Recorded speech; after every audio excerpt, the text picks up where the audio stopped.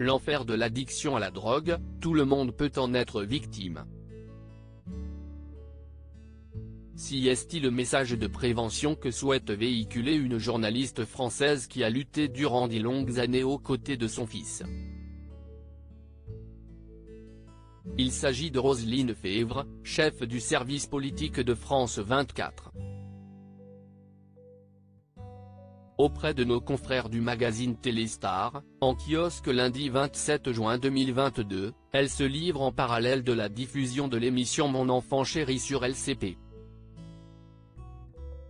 Tout a commencé il y a bien longtemps, alors que Romain n'était âgé que de 15 ans.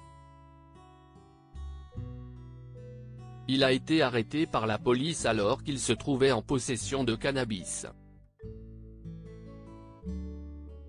Roselyne Febvre pense alors qu'il s'agit là d'un fait isolé, que si est occasionnel.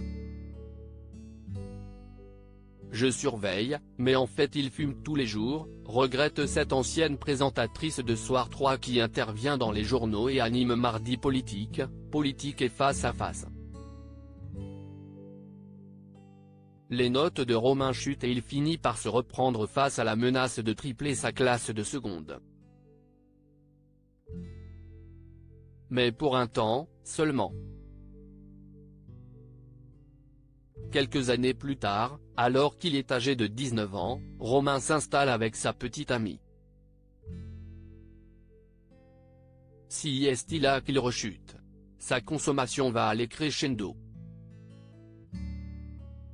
MDMA, kétamine, champignons qu'il fait pousser dans son studio. Se souvient celle qui a participé à la création de la chaîne France 24. Inquiète, elle tente de nouer le dialogue avec son fils mais celui-ci assure que tout va bien. Jusqu'au jour où il disparaît et où je le retrouve au commissariat, en pleine crise psychotique, raconte Roselyne Febvre. De là, le jeune homme est interné à Sainte-Anne, hôpital psychiatrique de la capitale. Pendant 2 ans, il enchaîne les allées et venues, sans qu'aucun diagnostic ne soit posé. Puis, il est annoncé bipolaire, schizophrène, psychotique.